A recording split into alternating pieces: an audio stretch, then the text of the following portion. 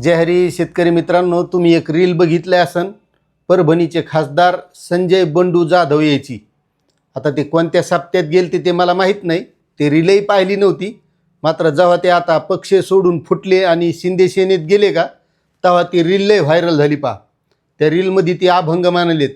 भुलविले रे भुलविले, भुलविले रे भुलविले, भुलविले रे भुलविले, आणि लोकांनी त्याच्या पुढे जोडलं परभणीकरांना भुलविलं. म्हणजे भुलविलं रे भुलविलं, परभणीकरांना भुलविलं. आता तसं शेतकऱ्यांना मामा बनवलं रे, शेतकऱ्यांना मामा बनवलं असं म्हणायची वेळ आता आलेली. आता त्याचं सांगायचा उद्देश असा आहे की काल आपण एक व्हिडिओ केला होता. कैलास पाटलानं जे विधानसभेमध्ये प्रश्न उपस्थित केले होते शेतकऱ्याच्या बाबतीत, त्याच्यात कर्जमाफी असेल, पीक विमा असेल, नमो शेतकरी असेल किंवा महाडीबीटीचे अनुदान असतील, यावर काल त्यांनी चांगले प्रश्न उपस्थित केले आणि त्यावर आपण व्हिडिओसुद्धा केला होता. कारण चांगल्या माणसाच्या बाबतीत आपण बोलतच असतो, त्याच्यात काही दुमत नाही. आणि जिथं सरकार काही बरोबर करत नाही तिथं आपण सरकारवरही बोलायला काही घाबरत नाही, बरोबर आहे. तसं काल प्रश्न त्यानं उपस्थित केले. मग कालच्या प्रश्नाचं उत्तर आज कृषी मंत्री देणार. मग आता कृषी मंत्री म्हणजे ते आता दत्ता मामा भरणे, त्याला मामा म्हणल्या जाते. तसं कैलास पाटील काल म्हणले होते की दत्ता मामा तुम्ही शेतकऱ्यांना मामा बनवू नका, तुम्हीच एक मामा आहेत, असं ते म्हणले होते. आणि मग त्यावर येईनं आज कृषी मंत्र्यानं उत्तरं दिलीत. म्हणजे 100% शेतकऱ्यांना मामा बनवण्याचं काम त्यांनी केले. आता उत्तराला सुरुवात केल्यानंतर त्यानं पहिली सुरुवात केली कैलास पाटील, त्यांच्याकडे बघितलं. त्याच्यानंतर एक सावरकर आमदार आहेत त्याच्याकडे बघितलं, आणि एक जळगाव जामोदचे आमदार संजय कुटे आहेत का बघितलं मागवळून. ते काय नव्हते वाटतं सभागृहात, होते काय माहीत नाही, पण त्यांच्याकडे बघितलं. म्हणजे हे जे आमदार आहेत का, हे शेतकऱ्याच्या बाबतीत महत्त्वाचे प्रश्न उचलतात आणि शेतकऱ्याच्या प्रश्नावर बोलत असतात. आणि मग त्याच्याकडे बघून ह्याने सुरुवात केली. आता तुम्हाला सांगतो, सुरुवात कर्जमाफीपासून त्याने केली. आणि काही नाही, जे आत्ता लोक बोलत होते ते बस तेच बोललेत की ज्या शेतकऱ्यांच्या सूचना येतील, शेतकरी संघटनांच्या सूचना येतील किंवा सभागृहातल्या सदस्यांच्या सूचना येतील, त्या सूचनेप्रमाणे मुख्यमंत्री आणि दोन्ही उपमुख्यमंत्री बदल करतील. आणि उपमुख्यमंत्री आणि मुख्यमंत्री यायचं तर इतक्या वेळा नाव घेतलं, इतक्या वेळा नाव घेतले. तुम्हाला एक आता छोटासा व्हिडिओ दाखवतो, ते तुम्ही पाहिल्यावर तर हैराण होता की यानं कव्हा आऊत हाणलंय, कव्हा कोणती शेती केली. ते थोडीशी क्लिप घेतलेली आहे मी, तेवढी दाखवणार आहे तुम्हाला. पण ह्या कर्जमाफीबद्दल त्यानं असं स्पष्ट काहीच सांगितलं नाही की खरंच यामध्ये बदल कसे केले जातील. काहीच नाही, नुसत्या सूचना. म्हणजे जसं शेतकऱ्यानं या प्रतिनिधींना मागणी करायची आणि सरकारनं जे ठरवलेलं आहे बस तेवढं सांगून मोकळं व्हायचं, असाच कार्यक्रम आहे, दुसरं काय नाही. आणि त्याच्याचमुळं मी याही अगोदर बऱ्याच वेळा सांगितलेलं आहे, आणि मी तर म्हणतो 1 महिन्यापूर्वी सांगितलं होतं मी की ही कर्जमाफी आईन शेतकऱ्याच्या पेरणीच्या टायमाला येणार आहे. त्याचं कारण असं आहे की शेतकरी पेरणीच्या टायमात गुंतले जाणार. मग त्याचं त्या कर्जमाफीत नाव आलं काय नाही आलं काय ते काय वरड करणार नाहीत, कारण ते तिकडंच बेजार आहेत वसनं काढू काढू.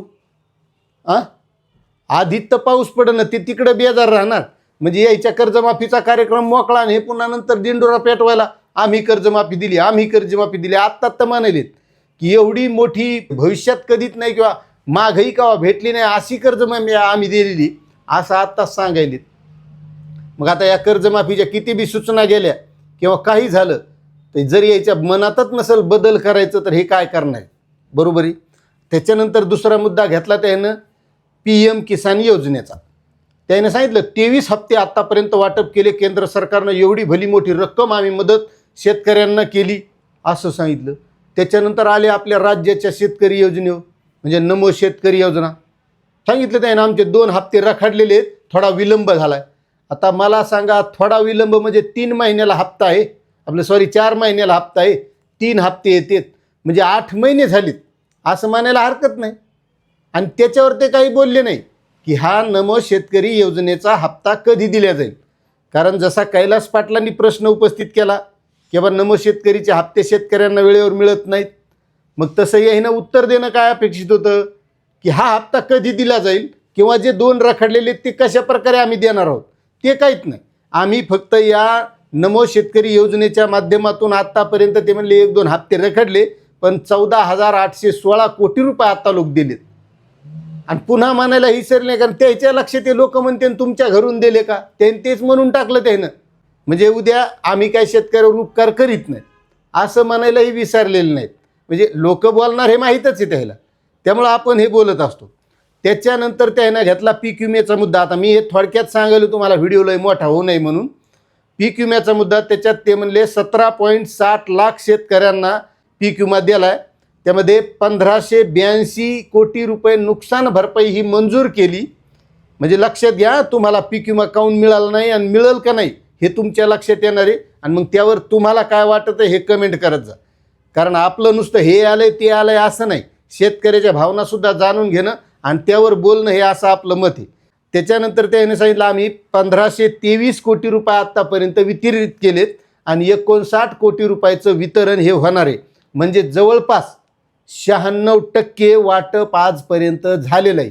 मग आता मला सांगा, जर 96% वाटप झालेलं आहे, मग किती शेतकऱ्यांना पीक विमा मिळाला आहे बरं, कोणत्या शेतकऱ्यांच्या खात्यात आला आहे बरं? म्हणजे 96% वाटप झाले, 4% राहिले. म्हणजे यावरून तुम्ही समजून घ्यायचं की तुम्हाला खरीप 2025चा पीक विमा मिळणार आहे का नाही. मग कोणी किती भापाऱ्या सांगितल्या, ह्या जिल्ह्यात आला आणि त्या जिल्ह्यात आला आणि इकडं मंजूर झाला, हे कृषी मंत्र्याचं उत्तर आहे आज विधानसभेत दिलेलं. त्याच्यानंतर याच्यात ज्या काही अडचणी असत्या, आक्षेप असतील, तर ते आक्षेप त्यांनी जिल्हा अधिकाऱ्यांना आम्ही त्याबद्दल सूचना देऊ. पीक विमा कंपनीनं काय आक्षेप घेतलेले आहेत असं सुद्धा त्यांनी सांगितलंय. आता 96% वाटप झाले जर ते म्हणत असतील, आता आक्षेप घेतल्यावर त्या पीक विमा कंपन्या त्या आक्षेपामध्ये काय सुधारणा करणार आहेत हे आपल्या लक्षातच आले. त्याच्यानंतर खताची टंचाई नाही म्हणले अजिबात. युरिया खत मुबलक उपलब्ध आहे म्हणले आपल्याकडं, संरक्षित जेवढं लागतंय तेवढं उपलब्ध आहे. मग कोणत्या दुकानात मिळाले का भाऊ तुम्हाला? कोण युरिया घेतला आणि त्याच्यासाठी किती रात्र दुकानाच्या पुढं बसले? तुम्ही जर त्या दुकान पुढं बसलेले पैकी असताल तर नक्कीच सांगा तुम्हाला युरिया कसा भेटलाय, म्हणजे किती बेजार होवलं त्यासाठी, का भेटलाच नाही हे सुद्धा नक्कीच कमेंट करा. मात्र त्यांनी या उत्तराच्या माध्यमातून मुख्यमंत्री आणि दोन्ही उपमुख्यमंत्री इतक्या वेळा नाव घेतलं, बस पुसायची सोय नाही असे त्याने उत्तर दिले. आता मी लय मोठा सविस्तर व्हिडिओ केला नाही, मोजकं सांगितलंय. जर पूर्ण केला असता तर मग तुमच्या लक्षात आलं असतं. हां, ते तुम्हाला एक व्हिडिओ दाखवतो म्हणलं होतो, तो दाखवतो. हे पहा, शेतकरी दाखवतो तुम्हाला.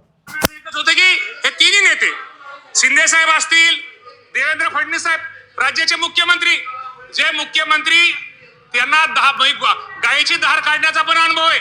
स्वतः शेती देवेंद्र फडणवीस साहेब कसतात, शिंदे साहेब कसतात, सुनेत्रा वहिनी पवार आज जरी हे असल्या, जरी महिला मुख्यमंत्री उपमुख्यमंत्री असल्या, आजही त्या काटेवाडीच्या कुठल्या शेतामध्ये कुठल्या ऊसाला किती पाणी दिलेत, काल किती भिजलं, किती धाड्या भिजल्या, किती वापा भिजलं, किती धाड्या गवत काढलं का, हा रोज शेतकऱ्यांविषयी स्वतःच्या शेतीविषयी एक आपल्या एक जाण असणाऱ्या नेते, मला सांगायचा उद्देश आहे.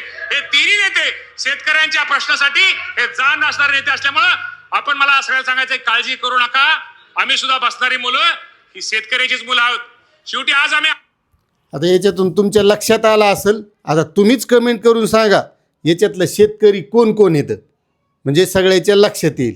आता तुम्हाला ही माहिती कशी वाटली तेवढं नक्कीच कमेंट करा. चॅनलवर नवीन असताल तर सबस्क्राईब करा. धन्यवाद.